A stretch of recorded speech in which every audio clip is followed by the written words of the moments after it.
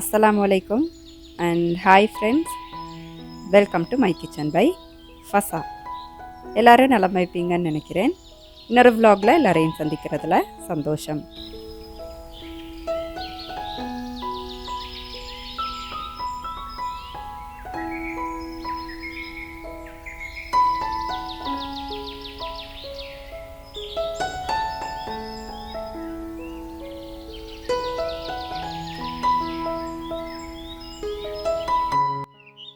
இன்றைக்கி வீடியோ வந்துட்டு நான் ஒரு நாள் சண்டே சமைச்ச லஞ்ச் மெனு தான் பார்க்க போகிறேன்.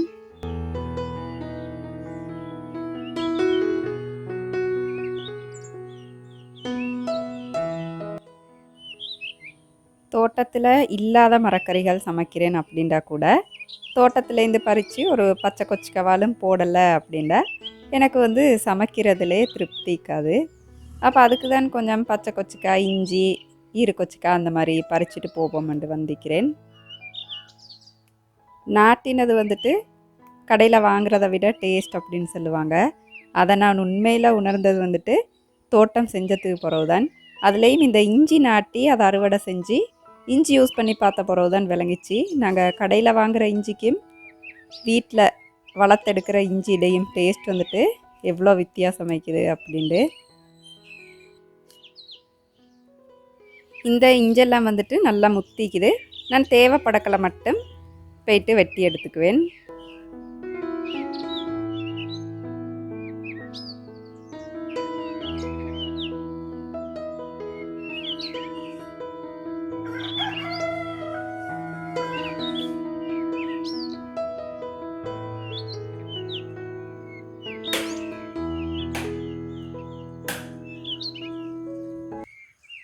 இன்றைக்கு நல்ல ஒரு கோழிக்கறி, அதுக்கப்புறம் நாங்கள் மாசி சுண்டல் அப்படின்னு சொல்லுவோம், தேங்காயால் சுண்டுறது. அதோட ஒரு கெக்கிரி சம்பல், கியூக்கம்பர் சம்பல் ஒன்று செய்வோம் அப்படின்னு தான் பார்க்குறேன். நெய் சோறு கொஞ்சம் செய்வோம்னு நினச்சேன்.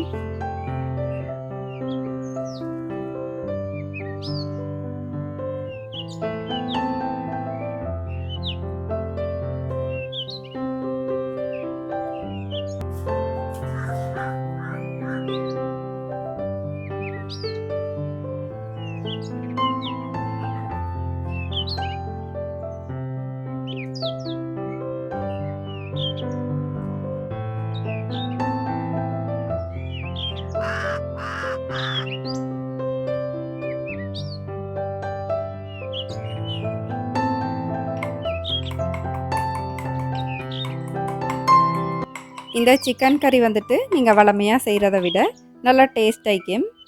ஃபஸ்ட்டுக்கு கொஞ்சம் எண்ணெய் ஊற்றிக்கோங்க. நீங்கள் எண்ணெய் குறைவாக யூஸ் பண்ணுறவங்க அப்படின்னா குறைச்சி யூஸ் பண்ணிக்கோங்க. என்னவாவது ஸ்பெஷல் அப்படின்னா எண்ணெய் கொஞ்சம் கூடுதலாக பயன்படுத்தினதுக்கு பரவாயில்ல. ஆனால் வளமையான சாப்பாட்டுக்கு எண்ணெய் எப்போவுமே குறைச்சே யூஸ் பண்ணிக்கோங்க. அதோட கொஞ்சம் கடுகு வெடிக்க விட்டுட்டு ஒரு கருவேப்பட்டை துண்டு, 2 ஏலக்காய் போட்டுட்டு அதோட கொஞ்சம் வெங்காயம் சேர்த்து லேசான ஒரு பொன்னிறம் வாரத்துக்கு வதக்கிக்கணும். அது வதங்கி வரக்கலையே இஞ்சி பூண்டு பேஸ்ட் கொஞ்சம் போட்டு நல்ல ஒரு கோல்டன் ப்ரௌன் கலர் வர வரைக்கும் வதக்கிக்கணும். வெங்காயம் கொஞ்சம் கூட சேர்த்திங்க அப்படின்னா நல்லா டேஸ்ட் ஆகிக்கும். அதோட கொஞ்சம் கருவேப்பிலை, கருவாயில், ரம்பையில் சேர்த்திக்கிறேன். கொஞ்சம் வெந்தயம் சேர்த்துக்கோங்க, ஆரோக்கியமாய்க்கும்.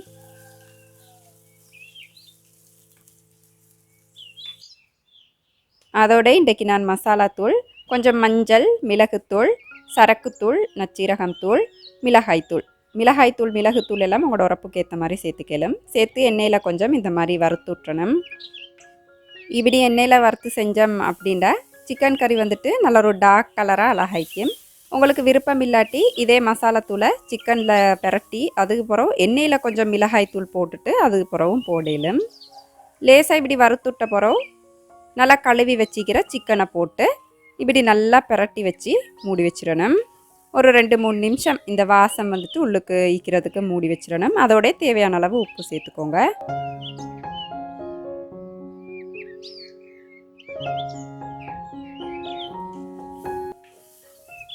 ரெண்டு 3 நிமிஷத்துக்கு பிறகு தேவையான அளவு தண்ணி சேர்த்துக்கோங்க.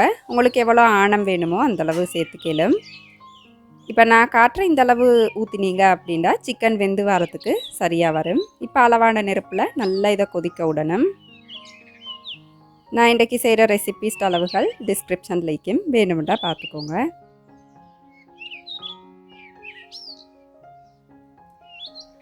சிக்கன் கறி நல்லா கொதித்து வரக்கலை. உங்களுக்கு தேவை அப்படின்னா கொஞ்சம் கட்டிப்பால் சேர்த்துக்கோங்க, நல்லா டேஸ்ட் ஆயிக்கும். உங்களுக்கு விருப்பம் இல்லாட்டி ஸ்கிப் பண்ணிடலாம். இப்போ இதை மூடி சிக்கன் வெந்து உங்களுக்கு விருப்பமான அளவு ஆணம் வர வரைக்கும் வேக வச்சு எடுத்துடணும், அவ்வளோதான். நான் சிக்கனுக்கு 2 டேபிள் ஸ்பூன் அளவு புளியங்காய் தண்ணி சேர்த்திக்கிறேன். உங்களுக்கு விருப்பம் இல்லாட்டி வெங்காயங்கள் வதக்கலை தக்காளிக்காய் சேர்த்து வதக்கிக்கோங்க.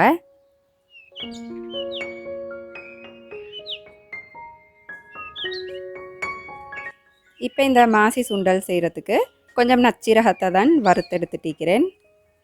கொஞ்சம் தேங்காய், நச்சீரகம், வெங்காயம் இதெல்லாம் போட்டு நல்லா அரைச்சி எடுத்துடணும். நான் இன்றைக்கு அம்மியில் தான் அரைக்க போகிறேன். உங்களுக்கு கஷ்டம் அப்படின்னா மிக்சி ஜாரில் கூட போட்டு அரைச்சி எடுத்துக்கலும். என்னென்றாலும் இந்த அம்மிற டேஸ்ட் வேறு லெவலில் இருக்கும் இல்லையா. இந்த மாசி சுண்டல் குருநாகலை ஏரியாலெலாம் நல்லா ஸ்பெஷலான ஒரு கறி. இதை மாசி போட்டு சுண்டுவாங்க, அப்படி இல்லாட்டி இறைச்செல்லாம் போட்டு சுண்டுவாங்க. ஸ்பெஷலாக இன்னும் தேங்காய் சோறு, நெய் சோறு அந்த மாதிரி சமைக்கிறீங்கண்டா நல்லா டேஸ்ட் ஆகிக்கும். இன்ஷா அல்லாஹ் முயற்சி செஞ்சு பாருங்கள். தேங்காவை நல்லா பட்டு மாதிரி அரைச்சி எடுத்துடணும்.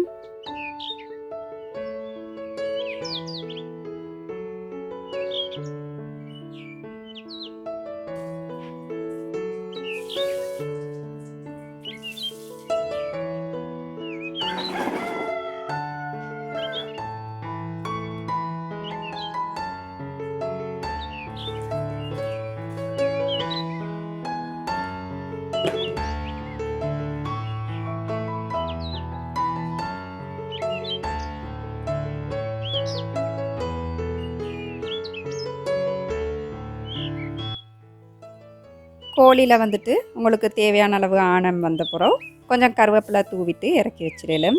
நான் மண் சட்டியில் சமைக்கிறேன் அப்படின்றதால கொஞ்சம் ஆணம் கூடுதலாய்க்கலே இறக்கி வச்சிட போகிறேன்.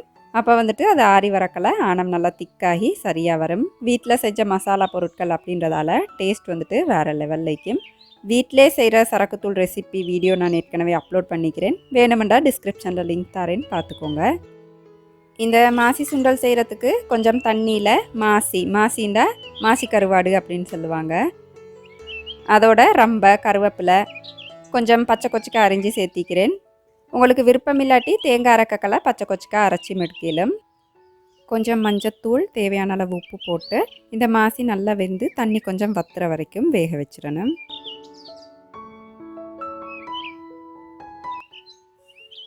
இப்படி மாசி நல்லா வெந்து தண்ணி கொஞ்சம் வற்றி வரக்கலை ஏற்கனவே அரைச்சி வச்சிக்கிற தேங்காவை போட்டு அப்படியே மூடி வச்சிடணும்.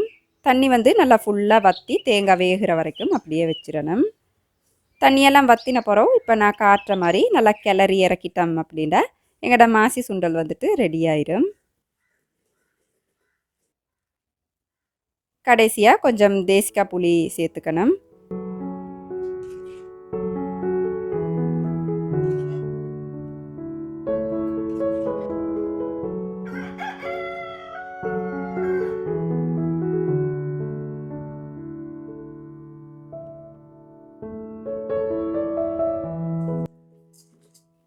நான் இன்றைக்கு கொஞ்சம் நெய் சோறு செய்வோம் அப்படின்ட்டு ரைஸ் குக்கரில் தான் நெய் சோறு சமைச்சிட்டிக்கிறேன். நான் இந்த ரெசிபி ஏற்கனவே அப்லோட் பண்ணிக்கிறேன், ஆனால் மண் சட்டியில் விறகடுப்பில் அது தம் போட்டு செஞ்சுப்பேன். இது அதே மாதிரி நீங்கள் ரைஸ் குக்கரில் செய்கிறீங்க அப்படின்னா கணக்காக தண்ணியை வச்சு மூடிட்டோம் அப்படின்னா அது பாட்டுக்கு சரியாக வெந்து வரும். நெய் சோறு ரெசிபியும் டிஸ்கிரிப்ஷனில் தந்திப்பேன், வேணுமெண்டா பார்த்துக்கோங்க. இப்போ கொஞ்சம் கெக்கிரி சம்பல் செய்வோம் அப்படின்னு தான் இந்த கியூக்கம்பர் அப்படின்னு சொல்லுவோம் இல்லையா, வெள்ளரிக்காய், அது வெட்டிட்டிக்கிறேன். இன்றைக்கு தான் விறகு கொந்திந்தம், அப்போ அதை தான் ஹஸ்பண்ட் வெட்டிட்டிக்கிறாங்க.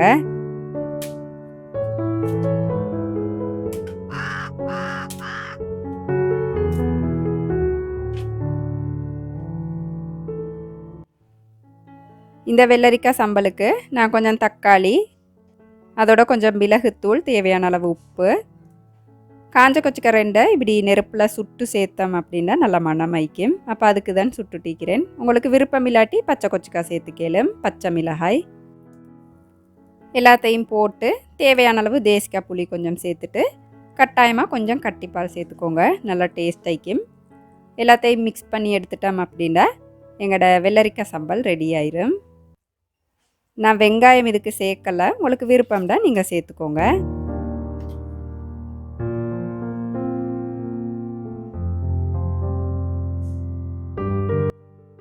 அப்போ என் சோறும் வந்துட்டு கணக்காக புழுங்கி ரெடி ஆயிட்டு.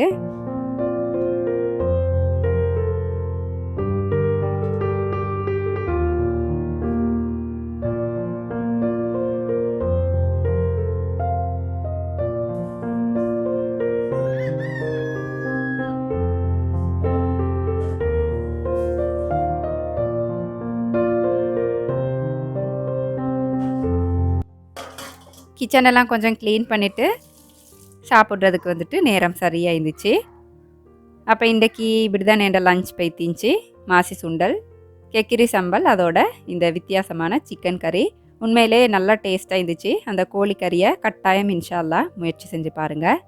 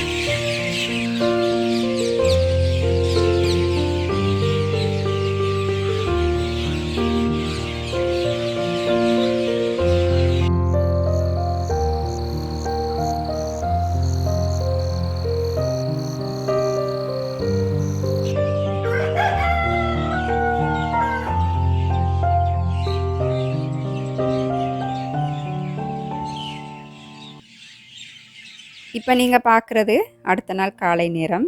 சின்னொரு மெசேஜ் வந்துட்டு உங்களோட ஷேர் பண்ணிக்கணும் அப்படின்னு நினச்சி தான் இந்த கிளிப்பை சேர்த்தேன். என் மூத்த மகள் வந்துட்டு மாஷால்லாண்டு இப்போ நல்லா வாசிக்க பழகிக்கிறா. அப்போ அதோட வாசிப்பு அப்படின்ற அந்த பழக்கத்தை வந்துட்டு அவளோட வாழ்க்கையில் அப்படியே உட்புத்திறனம் அப்படின்றதுக்காக வேண்டி புக் ஷாப் போய்த்து கொஞ்சம் வாசிக்கிறதுக்கு கதை புக்ஸ் கொஞ்சம் வாங்கியிருந்தேன். அப்போ அதை தான் நானும் என் சின்ன மகனும் சேர்ந்து அடுக்கிட்டிக்கிறோம். குட்டி லைப்ரரி மாதிரி இப்போக்கிற ஒரு கபட், சின்ன ஒரு கபட் துண்ணொண்டிக்குது. அப்போ அதில் வச்சு சின்ன ஒரு லைப்ரரி ஸ்டார்ட் பண்ணுவோம் இன்ஷா அல்லாஹ் அப்படின்னு தான் பார்த்துட்டிக்கிறேன். உண்மையிலே இப்போக்கிற குட்டீஸை பொறுத்த வரைக்கும் ஒரு இடத்துல ஈக்கிறது அப்படின்றது வந்துட்டு அவங்களுக்கு வந்துட்டு பெரிய ஒரு தண்டனை மாதிரி. ஒரு 3-4 நிமிஷமே ஈக்கிறதுக்கு வந்துட்டு அவ்வளோ கஷ்டப்படுவாங்க. பிள்ளைகளுக்கு மட்டும் இல்லாமல் எங்களுக்கு இருந்தாலும் அந்த நிதானம் அப்படின்றது வந்துட்டு மிக மிக குறைவு இல்லையா? அதுக்கு காரணம் மேபி நாங்கள் வாழ்க்கையில் மிச்சம் வேகமான விஷயங்களை பார்க்குறோம், வேகமாக ஓடிட்டிக்கிறதாலேயோ தெரியா, நிதானம் அப்படின்றது வந்துட்டு எங்கள்கிட்ட இல்லவே இல்லை. இப்போக்கிற நிறைய நோய்கள் எடுத்து பார்த்தீங்க அப்படின்னா அந்த நோய்க்கான ஒரு காரணமாய்க்கிறது இந்த ஸ்ட்ரெஸ் அப்படின்ற ஒரு விஷயம். அப்போ அந்த ஸ்ட்ரெஸ்ஸை குறைக்கக்கூடிய மிகப்பெரிய ஒரு மருந்து தான் இந்த வாசிப்பு. அப்போ எங்கள்கிட்டேருந்து ஒரு விட்டு போன ஒரு பழக்கம் இல்லையா, இந்த ஜெனரேஷனையாவது வாசிக்க பழக்கணும் அப்படின்றதுக்காக வேண்டி மகளை இப்போருந்தே வாசிக்க பழக்கணும் அப்படின்றது வந்துட்டு என் ஒரு ஆசை. அதுக்கு தான் குட்டி லைப்ரரி மாதிரி ஒரு கபட் துண்டிக்குது. அப்போ அதில் போட்டு ஸ்டார்ட் பண்ணுவோம் இன்ஷா அல்லாஹ் அப்படின்ட்டு தான் பார்க்குறேன். வாசிப்பு அப்படின்ற பழக்கத்தை பிள்ளைகளுக்கு எப்படி சரி பழக்கினீங்க அப்படின்னா இன்ஷா அல்லாஹ் எதிர்காலத்தில் வெற்றி அடைஞ்ச குழந்தைகளாக அவங்க இன்ஷா அல்லாஹ் கட்டாயமாகுவாங்க.